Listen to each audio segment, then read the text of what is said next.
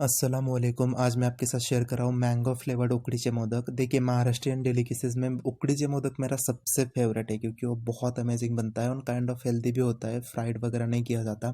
लेकिन आज उसमें भी हमने एक वेरिएंट ट्राई किया। जिन भी लोगों को आम पसंद है तो उनको ये मैंगो फ्लेवर्ड मोदक बहुत पसंद आएंगे। और मैंने जब अपने घर वालों को खिलाया, उनको बताया नहीं था इसमें मैंगो है, लेकिन सब ने गेस किया कि ये मैंगो फ्लेवर्ड है, तो अच्छा खासा मैंगो का फ्लेवर आता है। तो सबसे पहले स्टफिंग बना लेते हैं। 1 टेबल स्पून के जैसा मैंने यहाँ पे देसी घी लिया हुआ है। उसमें 1 टीस्पून खसखस मैंने डाली है। और यहाँ पे 2 कप मैंने फ्रेश कोकोनट घिस के लिया है। उसका काला वाला पार्ट मैंने यूज़ नहीं किया, आप लोग यूज़ कर सकते हो, उसमें टेस्ट में कोई फ़र्क नहीं आएगा। मुझे बस वीडियो में दिखाने के लिए थोड़ा अच्छा चाहिए होता है तो मैंने वो स्किप कर लिया है। और इसको ना अभी हम लोग 1-2 मिनट ही भूनेंगे, बहुत ज़्यादा नहीं भूनना है। तो मेजरमेंट्स बहुत आसान है। 2 कप नारियल है तो उसके लिए 1 कप गुड़ बिल्कुल परफेक्ट मीठा रहता है। आप ओवर मीठा खाते हो तो फिर 1.5 कप या फिर 1.25 कप गुड़ डाल सकते हो आप लोग इसमें। और बिल्कुल लो फ्लेम पे अभी अपने गुड़ को अच्छे से मिक्स करते हुए पिघला लेना है। ध्यान रखिएगा, हाई फ्लेम पे अगर पिघलाओगे तो गुड़ की चाशनी बनना शुरू हो जाएगी और स्टफिंग बिल्कुल हार्ड हो जाएगी। मेरे अपने एक्सपीरियंस से बता रहा हूँ, मैंने शुरू शुरू में ये गलतियाँ की है। स्टफिंग हमको बिल्कुल सॉफ्ट चाहिए तो इसलिए बिल्कुल लो फ्लेम पे पकाना है 4-5 मिनट। इसमें का एक्सेस पानी खत्म हो जाएगा तो हम लोग इसमें डाल देंगे इलायची का पाउडर। और साथ ही साथ जायफल मैं फ्रेश घिस के डालूंगा, बिल्कुल 1 से 2 चुटकी, ज़्यादा नहीं। जायफल और इलायची गुड़ के किसी भी डिज़र्ट में आप लोग ज़रूर डालिएगा। इलायची नहीं डाला तो भी चलेगा, लेकिन जायफल तो ज़रूर डालिएगा, बहुत अच्छा टेस्ट आता है। इसको मिक्स कर लिया है हमने। और अभी मैं इसमें डाल रहा हूँ मैंगो पल्प। तो यहाँ पे 1 आम का पल्प मैंने लिया है जो कि लगभग 1/4 कप के जैसा निकला है। कोई भी आम आप लोग ले सकते हो। और ऐसा नहीं है कि मैंगो फ्लेवर के मोदक बना रहे हो तो मैंगो की मिठास आएगी तो गुड़ कम कर देना है। ऐसा बिल्कुल नहीं करना आपने, बिल्कुल परफेक्ट मिठास होती है और सिर्फ 1/4 कप ही हमने स्टफिंग में डालना है। और अब हमने इसको मीडियम हाई फ्लेम के ऊपर 2-1 मिनट पकाना है जब तक कि मैंगो पल्प का जो एक्स्ट्रा का मॉइस्चर है वो खत्म हो जाए। देखिए, साइड पे कर लीजिएगा स्टफिंग, अगर कोई पानी नहीं छूट रहा है तो ये बिल्कुल परफेक्ट तैयार है। इसको गैस बंद करके साइड पर रखिएगा ठंडा होने के लिए। अब यहाँ पे हम लोग इसकी आउटर लेयर बनाते हैं। सारण बन के तैयार हो चुका है, अभी हम लोग आउटर लेयर बनाते हैं। 1 कप मैंने पानी लिया है, आप लोग दूध भी ले सकते हो, लेकिन मुझे थोड़ा डार्क येलो कलर चाहिए था इसलिए मैंने पानी लिया है। दूध लोगे तो फिर कलर थोड़ा कम हो जाएगा और उतना ज़्यादा अच्छा येलो कलर नहीं आ पाएगा। इसमें मैंने 1 कप ही मैंगो का प्यूरे डाल दिया है। 1 चुटकी भर हमने यहाँ पे नमक डाल देना है और मैंगो का प्यूरे अच्छे से छान के लीजिएगा, उसमें कोई भी रेशा नहीं होनी चाहिए। और 1 टीस्पून भर के हमने इसमें देसी घी डालना है। गैस बिल्कुल हाई पे ऑन है। बस हमने इसमें एक उबाल आने तक का वेट करना है। मैंगो प्यूरे मैंने घर पे ही बना हुआ है, ये 2-3 आम का प्यूरे होगा, छोटे छोटे आम थे इसलिए। और अभी बस इसमें एक बॉईल आ जाएगा तो हम लोग इसमें डाल देंगे 2 कप चावल का आटा। तो मैंने यहाँ पे सुगंधित चावल का आटा लिया हुआ है, यानी कि खुशबू वाला।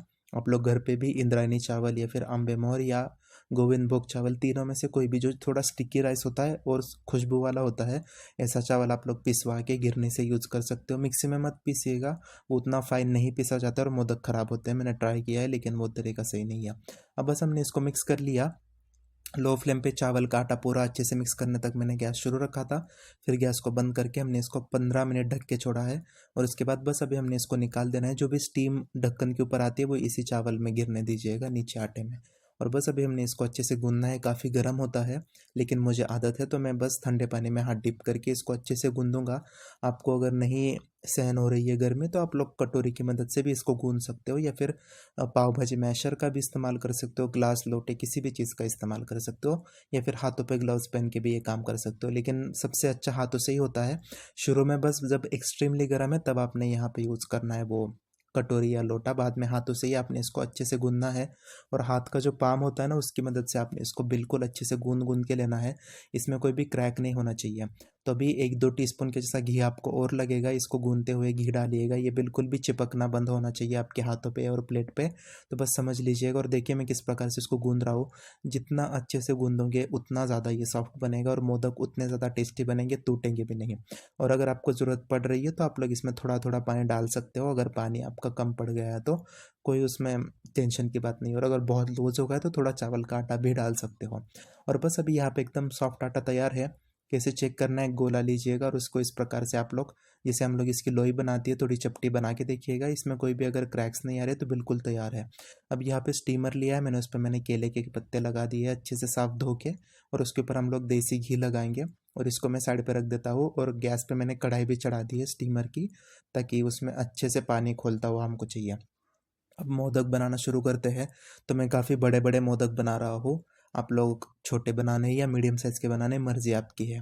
और आप लोग इसको मोल्ड में भी बना सकते हो। लेकिन ये जो है ना, मतलब जिसको मोदक बनाने आ गए हाथों से चावल के आटे के, तो वो मतलब कुकिंग में एक्सपर्ट है, ऐसा माना जाता है। तो ये बहुत थोड़ा ट्रिकी ट्रिकी नहीं है, मतलब प्रैक्टिस का काम चाहिए इसमें। प्रैक्टिस अगर आपके पास हो तो ये बहुत ईजीली आ जाता है। तो जैसे हम लोग स्टफिंग वाले पराठे बनाते हैं, बिल्कुल उसी प्रकार से आपने इसकी लोई बनानी है। पारी बोलते हैं मराठी में, तो वो बनाना है, यानी कि एक गोल कटोरी बनानी है। साइड्स पतले रखने और बीच में मोटा रखना है। अगर बीच वाला हिस्सा पतला होगा तो स्टीम होते वक्त फटता है। और इसमें क्योंकि ये गुड़ की स्टफिंग है ना, तो ये थोड़ा पानी छोड़ती है, अंदर एकदम जूसी बनती है ना, तो वो फट सकता है। इसलिए साइड्स पतले और बीच में मोटा रखना है। और उसके बाद बस आपने इस प्रकार से इसकी कलियाँ बना लेनी है, मोदक को शेप देना है, जिसको मराठी में पाकड़ा बोलते हैं। और 11, 21 जितने भी आपको जमे, 5, 3, 2 जैसा आपको जमे शुरू में वैसे बनाइएगा। प्रैक्टिस करते रहोगे तो आ जाएगा। बिल्कुल बहुत ईजी है, बस आटा अच्छे से गूंदा हुआ होना चाहिए। बाकी कोई इसमें मुश्किल नहीं है, प्रैक्टिस से आपको बिल्कुल परफेक्ट आ जाएगा। और बस इसी प्रकार से अभी हम लोग सारे मोदक बना लेंगे। और मोदक को जो हम लोग ये कली बना रहे हैं ना, कोशिश कीजिएगा कि बिल्कुल नीचे तक ये कली हो, तो मोदक दिखने में बहुत अच्छा दिखता है। क्योंकि जब हम इसको रोल करते हैं और मोदक का शेप देते हैं, तो ऊपर का एक्स्ट्रा आटा हम लोग निकाल देते हैं। तो अगर डिज़ाइन आपने सिर्फ ऊपर ऊपर कलियाँ फोल्ड की है, तो वो वहाँ से डिज़ाइन खत्म हो जाएगी और बस एक मोमो की तरह दिखेगा वो गोल। उसमें कोई डिज़ाइन नहीं दिखेगी। तो बिल्कुल नीचे तक आपने इसको ये डिज़ाइन देना है। और उसके बाद जो इसकी कलियाँ बनी है सारी एक डायरेक्शन में फोल्ड कीजिएगा, इससे भी बहुत अच्छा शेप आता है मोदक को। और बस फिर आपने मेरे हाथों पे ध्यान दीजिएगा किस प्रकार से मैं इसको कर रहा हूँ। स्टफिंग अगर ज़्यादा है तो थोड़ी निकाल सकते हो, और कम है तो इस पॉइंट पे डाल भी सकते हो थोड़ी एक्स्ट्रा।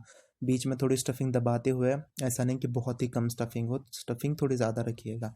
और बस इसका भी हमने मोदक बना लेना है। और इसी प्रकार से आप लोग सारे बनाइएगा। आजकल मार्केट में बहुत तरह तरीके के मोदक मोल्ड्स आना शुरू हो चुके हैं, आप लोग वो भी इस्तेमाल कर सकते हो। लेकिन मुझे वीडियो दिखाना था तो मैंने वो बना लिया। और मुझे वैसे भी हाथ से बनाए हुए ज़्यादा पसंद है। अगर खोए के मोदक या और कोई मिल्क पाउडर के बना रहे हो तो वो अच्छे लगते हैं, जो मोल्ड आते हैं उसमें। लेकिन ये उकड़ी के मोदक हाथों से बनाना बहुत मज़ा भी आता है, टाइम टेकिंग भी है, लेकिन अच्छे भी दिखते हैं ये। और बस ऊपर से हमने इसको भी अच्छे से लॉक कर देना। और क्योंकि स्टिकी राइस का आटा होता है तो अच्छे से एक दूसरे के साथ चिपक जाता है। नहीं चिपक रहा है तो आप लोग हाथों से चिपका लीजिएगा। और जो ऊपर एक्स्ट्रा आटा आता है ना, वो आपने हटा देना है, वरना फिर बहुत आटा आटा लगेगा। तो मैंने ऊपर का एक्स्ट्रा आटा हटा दिया, और देखिए कितना ब्यूटीफुल हमारा मोदक बन के तैयार है। और बस अभी हम लोग इसको स्टीम करने के लिए रख देते हैं। तो मैं इसके ऊपर ना गीले कपड़े से ढक के रखूँगा जब तक कि बाकी के मोदक तैयार होते हैं। कुछ लोगों का ऐसा होता है कि मोदक फट गए या बहुत ज़्यादा रूखा बना उसका आउटर लेयर, तो आप लोग क्या कर सकते हो, एक एक मोदक को पानी में डिप करके फिर स्टीमर की जाली पे रखिएगा, तो फिर ये बहुत ज़्यादा सॉफ्ट बनेंगे। अब इसके ऊपर मैं एक एक केसर की काड़ी लगा रहा हूँ, इस प्रकार से ऑप्शनल है, लेकिन इससे टेस्ट और फ्लेवर अच्छा आता है और दिखने में बहुत अच्छे दिखते हैं। बस ये सभी तैयार है। एक मैंने मोल्ड से बनाया हुआ है, वहाँ पे देखिएगा, मुझे एक रील शूट करनी थी उसके लिए। और बस अभी यहाँ पे पानी अच्छे से खुल चुका है, तो अभी हम लोग हमारा स्टीमर रखेंगे मोदक वाला। एक आधा मोदक खुल गया है, लेकिन ठीक है, वो ऊपर से ही खुला है, नीचे से बिल्कुल परफेक्ट है वो। उसको फिर भी मैंने अभी लॉक कर दिया। तो आपका कोई मोदक खुला हुआ है तो लॉक कीजिएगा। और हाई फ्लेम पे आपने इसको पकाना है। 10 मिनट के बाद आप लोग चेक कीजिएगा, अगर आपकी उंगली पे चिपक नहीं रहे हैं तो बस ये तैयार है। लेकिन इसको 5 मिनट ठंडा करने के बाद फिर आप लोग इसको सर्व कीजिएगा।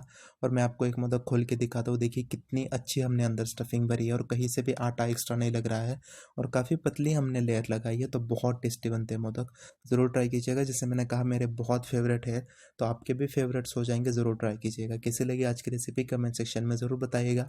फिर मिलेंगे ऐसी एक रेसिपी के साथ, तब तक के लिए अल्लाह हाफिज़।